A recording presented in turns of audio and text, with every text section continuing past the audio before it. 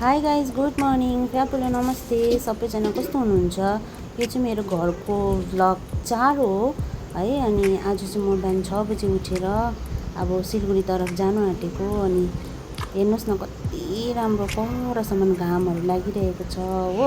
आज एकदम उज्यालो छ है गाइस दिन चाहिँ हो। हिजोसम्म चाहिँ पानी परेर बेलुका रातभरि पानी पर्यो हो। अहिले चाहिँ हेर्नु न कस्तो राम्रो भयो। यति सक्दो पानी पऱ्यो कि रातभरि अब गाइस डरै लाग्दो भएछ यहाँ। म त यहाँनिर बगाएछ भनेर भनेको थिएँ बलुवाहरू आधी उति निकै बगाएछ। फेरि मैले चाहिँ त्यत्रो भनेको थिएँ ढुङ्गा हाल्नु भनेर ढुङ्गा हालिदिएँ मैले अब यहाँ बगाउँदैन होला। एकदम राम्रो भइरहेको थियो पानी पर्छ होला सिलगढी। त्यो चाहिँ ऊबाट कस्तो राम्रो हेल्थ सेन्टर बनेको छ कि गाई एकपल्ट पनि जानु पाइनँ घरबाट। अब यहीँ हो भरे चाहिँ यहीँ घर हो यहाँबाट त्यो हो तर पनि जानु पाइनँ। कस्तो छ होला बिजी त्यति साह्रो काम हुन्छ घर आएपछि। मैले ल गाइस यहाँ हेर्नु चाहिँ म छतलाई छतभरि मैला बनिरहेको रहेछ।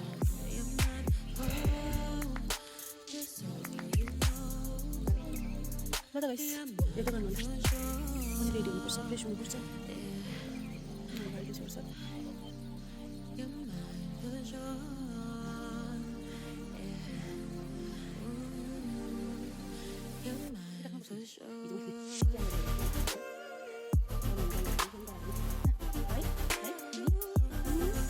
गाइस बिहान बिहान यसरी तातो पानी खानु चाहिँ आफ्नो हेल्थको लागि राम्रो हो। सो बिहान उठ्नुभन्दा अगाडि उठेर चाहिँ ब्रस गर्नुभन्दा अगाडि चाहिँ एक ग्लास यसरी तातो पानी पिउनु राम्रो हुन्छ गाइस। मतलब कति दिन यसरी बित्यो त्यो चाल पनि छैन। जब छुट्टी गरेर आफ्नो घर आउँछ तब लाग्छ कि यत्रो दिन छ कसरी बिताउनुहुन्छ। घर आएपछि फेरि जानै मन लाग्दैन। त्यस्तो हुन्छ तपाईँलाई पनि गाइस। के भएको यो बिरालो हेर्नु न गाइस के भएको यो। आज त सिलगढी जाने दिन कस्तो लागिरहेको छ क्या। आपको यहाँ ड्युटी हुन्छ त्यही फेरि रुमभित्र ड्युटी रुम यहाँ कति मजा आउँथ्यो त्यो होइन। अब अर्ग्यानिक खाना खानु बस्नु हल्ला गर्नु घुम्नै नपाए पनि घरमा बस्नु त अब आरामसँगले टेन्सन फ्री कति टेन्सन हुन्छ ड्युटी गएपछि त त्यस्तै रहेछ जिन्दगी।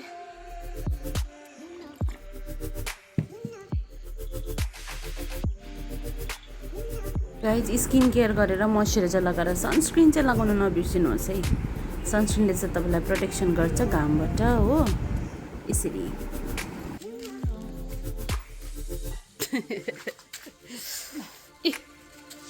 चिया भइसक्यो गाइस।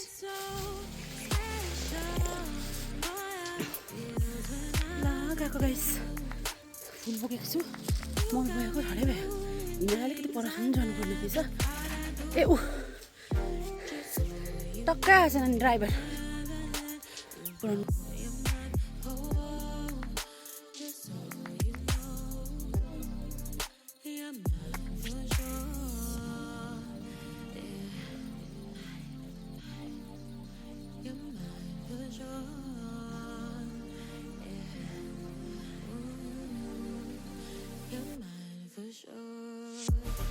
गइदिएको अब अन्त गयो अब है मलाई प्रब्लम लागि आएको थियो जानुभयो। जाऊ ल ल यसै गाडी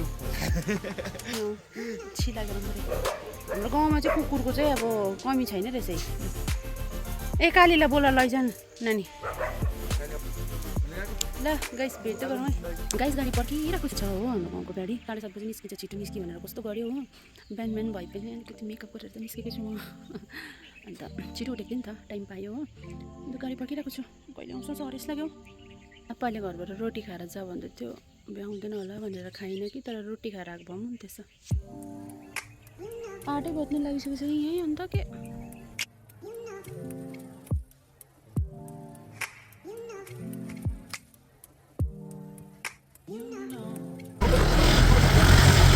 आइतबार पारेर आइज न मेरोमा छ।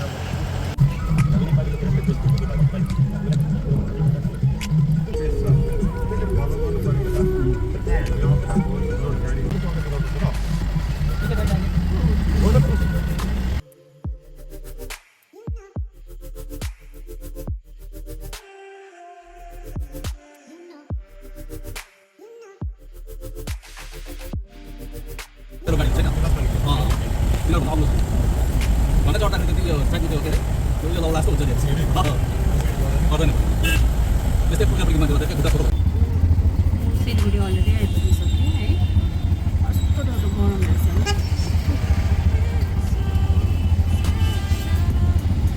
डरलाग्दो त घाम रहेछ। ल घरको गएर भेट्छु है गाइस। घर आइपुग्यो कि सामान बेसी भएर भारी भएर ल रुम आइपुगेँ। उकालो चढ्दैछु। ल हेर्दै गर्नुहोस् ल गाइस। अहिले भेटौँ ल गाइस। म त घर आइपुगिसकेँ होइन। यो मेरो खोर्सानीको बोट एउटामा चाहिँ प्लास्टिकमा हालिरहेको थिएँ होइन। भरे त हेर्नु न गाइस कुन चाहिँले माथि फ्लोरमा लगिदिएछ हो। घिनलाग्दो पारिदिएछ। अन्त यो चाहिँ मैले घरबाट मल लिएर आएको थिएँ। अन्त यो चाहिँ मेरो प्लान्ट घरको भित्र मलाई राख्नु मन लागिरहेको छ भनेर चाहिँ मैले यो प्लान्ट लिएर आएको थिएँ हो। यसलाई पनि सार्नुपर्छ। अन्त यो चाहिँ मेरो मल हो। अब यो मल चाहिँ म यो प्लास्टिकमा हालेर चाहिँ यसलाई सार्छु क्या गाइस। अलिकति बढ्दैछ नि त हो। अन्त फल्छ कि भन्ने चाहिँ आशा छ। यसको चाहिँ फ्याङ्दैछ प्लास्टिक। मैले लिएकिन आएको छु। हेर्दै गर्नु होला ल गाइस। यो चाहिँ मलाई नानीले दिएको सानो प्लान्ट हो। यसलाई चाहिँ सानोमा रोपिदिएको छु। योहरूलाई चाहिँ मैले यसरी हालिसकेँ। यो प्लान्ट पनि अलिकति सर्दै गरोस् भनेर नि गमला लिएर चाहिँ मजाले गमलामा हाल्नु पऱ्यो भनेर। अब चाहिँ सायद मलमट्टी अलिक बेसी हुन्छ कि दिइरहेको छु गाइस।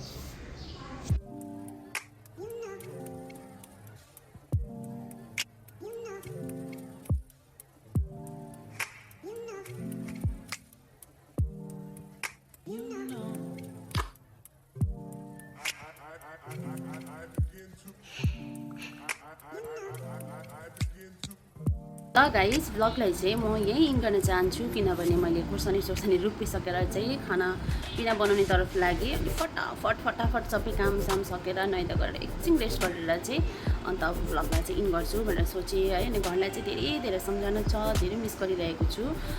तर पनि के गर्नु है। काम हो गर्नैपर्छ। र यसरी नै मलाई धेरैभन्दा धेरै माया गरिदिनु होला। लाइक गरिदिनु होला। सब्सक्राइब पनि गरिदिनु होला। अनि कमेन्ट पनि गरिदिनु होला। तपाईँहरूलाई यो भिडियो कस्तो लाग्छ एकदमै तपाईँले कमेन्ट गर्न सक्नुहुन्छ। अनि एकदमै धेरै माया गरिदिनु होला। मन पराइदिनु होला है। तपाईँसम्मको लागि चाहिँ बाई बाई। फेरि पनि भेटौँला है।